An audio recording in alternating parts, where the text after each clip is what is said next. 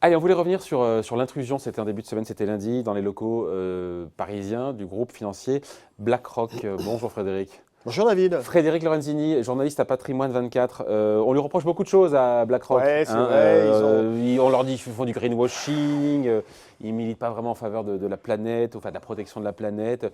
Qu'en est-il réellement? Parce que c'est un mastodonte, ils sont américains, voilà, ils ont tous les vices. Hein. Vous l'avez dit, ça pèse 700 milliards de dollars. 7 000 milliards de dollars, c'est le plus grand gérant au monde. Alors il faut quand même préciser que ce n'est pas de l'argent propre, c'est de la gestion. C'est l'argent sale hein. C'est de la gestion pour compte de tiers. C'est de l'argent que des investisseurs. C'est pas leur argent. C'est pas leur argent à eux. C'est de l'argent que des investisseurs leur confient pour le gérer. Mais ça reste Caisse un de symbole. retraite, compagnie Oui, d'assurance, ça peut être des institutionnels, mais ça peut être aussi des particuliers. Des gens comme vous et moi qui ont quelques milliers ou quelques dizaines de milliers d'euros ou de dollars à gérer. Quelques centaines de milliers comme vous. Qui vont. Alors, il y a déjà eu en décembre une intrusion dans les locaux de BlackRock, dans un contexte de crise autour de la réforme des retraites, et au moment où le patron de la filiale française, Jean-François Cirelli, le patron de la filiale française de BlackRock, recevait la Légion d'honneur. On dit, ah oui, mais alors cette retraite, elle est faite justement pour les grands groupes financiers comme BlackRock. Et puis, lundi, rebelote, intrusion d'un groupe activiste. Et là, le reproche, c'est que BlackRock ne prend pas suffisamment soin de la planète et ferait du greenwashing. Alors, est-ce que ces reproches, ils sont avérés? C'est un procès d'intention? Comment on démêle Alors, il y a le plusieurs vrai du choses. faux? Non, mais il y a plusieurs choses. Cette intrusion, ça a été fait par un groupuscule, Youth, la jeunesse pour le climat. C'est vrai que BlackRock, avec ses 7 000 milliards de dollars, c'est un énorme investisseur. Si vous prenez la Bourse de Paris, le CAC 40, à un moment ou à un autre, BlackRock, au travers de ses différents fonds, a pu détenir 3% du capital de Lafarge, 4% du capital de Vivendi, 4% de Michelin, 5% de BNP, 5% de Total et près de 10% d'Unibail-Rodamco. Donc c'est vrai que c'est un énorme investisseur.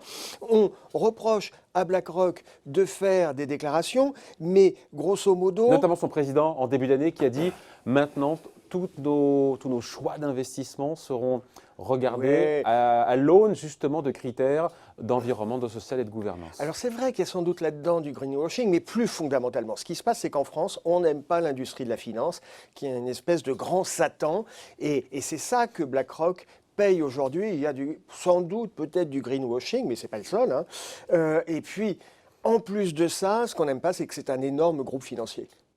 Ouais, enfin, énorme, c'est-à-dire C'est 7 000 milliards, on l'a dit. Et puis, en France, on a cette image négative de la finance. Vous savez, on est une terre de tradition catholique, par opposition à des terres de tradition protestante où on considère que l'argent, c'est une industrie comme une autre. En France, on a vraiment un tabou sur l'argent. En plus, on est une terre de tradition, entre guillemets, communiste. Donc, et certains étaient à un moment et catholiques et communistes. Donc, il y a un désamour à l'égard de l'argent qui fait que c'est le grand Satan. C'est une des raisons qui explique qu'on s'attaque à BlackRock. Parce que ça symbolise l'argent. C'est une entreprise américaine. On associe toujours un peu cet impérialisme de l'argent aux États-Unis. Voilà. Et puis... en plus de ça, il y a le fameux greenwashing. Voilà. Ben justement, vous en pensez quoi sur le greenwashing? Parce que beaucoup de déclarations contre de bonnes intentions, c'est le début de quelque chose, non? C'est déjà une révolution de mentalité. BlackRock fait des déclarations la main sur le cœur en disant oui, on va investir propre, on va s'intéresser. Depuis 2 à 3 ans, tous les grands groupes financiers annoncent à longueur de semaine qu'ils s'engagent en faveur de la planète. Mais ils ne sont pas aussi gros que BlackRock. Ils ne sont pas aussi grands que BlackRock, c'est vrai, mais tout le monde fait la même chose. Donc, je serais tenté de dire BlackRock, pas plus que d'autres. Ouais. Il y a Sauf qu'il y a un effet de loupe, il y a un effet de loupe sur BlackRock. Mais il y a dans cette industrie certaines maisons qui ont une légitimité là-dessus.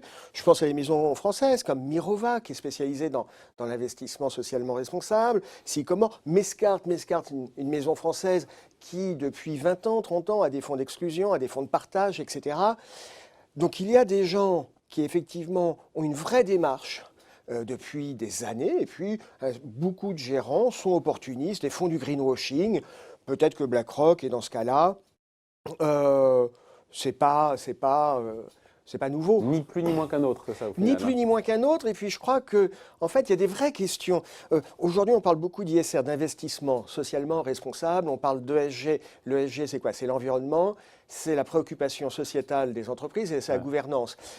Tout ça, c'est des sujets à la La mode. gouvernance, c'est quoi? Il faut expliquer, c'est le fait qu'il y ait des contre-pouvoirs. Le fait que vous gérez votre entreprise en transparence et que vous alignez votre pratique avec ce que vous annoncez. C'est extrêmement important. C'est extrêmement important, sinon on est dans le double langage.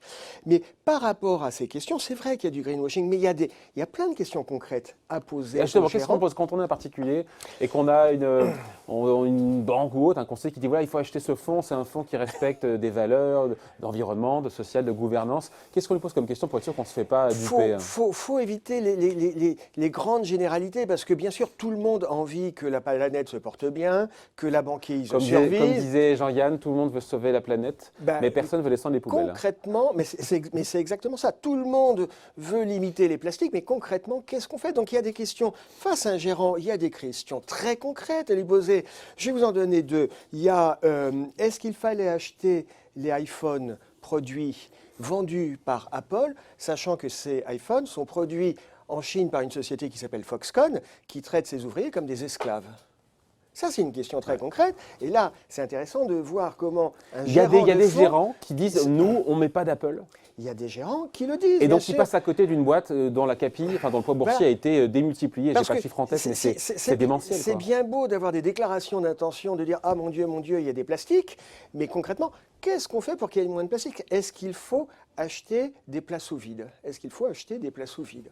Parce que ça pose la question des plastiques, ça pose des questions sanitaires. Ça, c'est des questions concrètes qu'il faut poser aux gérants. Et là, on va voir concrètement s'ils osent se positionner ou si on reste dans les déclarations générales, oui, il faut que l'air soit pur et qu'il y ait moins de plastique dans l'environnement. Comment on fait? C'est ça la question. Je comprends les questions. Après, encore une fois, je reviens juste 2 secondes sur Apple. Se priver de ne pas investir dans Apple, même si là, il y a la question des salariés de Foxconn qui sont traités, comme vous le dites, comme des esclaves. On met peut-être ça entre guillemets, encore que je ne sais plus si c'est vos propos. Il y a quand même une anecdote assez fameuse concernant Foxconn, quand le patron, en séminaire interne, invite le directeur du zoo de Shanghai, qui fait une intervention pour expliquer comment on gère la ressource. Ah ouais, effectivement. Non, mais c'est assez intéressant quand même. C'est une anecdote qui date un petit peu ou Oui, c'est une anecdote qui date un petit peu, bien sûr. Bon. Mais c'est un vrai trait culturel quand même. Mais il y a des gérants quand même qui mettent de côté la valeur Apple, qui est incontournable dans les portefeuilles. Mais il y a des gérants, effectivement, qui sont sur des vraies logiques très rigoureuses. Oui, mais là, on se prive d'une performance financière. Mais bien sûr, monsieur, vous vous privez d'une performance financière, mais c'est... De la performance financière. C'est un choix à faire quand vous dites, moi je suis un investisseur, un gérant responsable, je respecte des critères ESG, E, environnement, S, sociétal. Donc je suis vigilant à la façon dont l'entreprise dans laquelle j'investis gère ses fournisseurs, gère ses clients et gère ses employés. Ouais. La conclusion, c'est quoi? Vous pensez que BlackRock va rester comme ça dans l'œil du cyclone? Oui, parce que c'est un beau symbole. Parce qu'ils sont gros, on l'a dit, parce qu'ils sont américains, parce qu'ils, dans un imaginaire populaire, ils incarnent un peu l'impérialisme de la finance.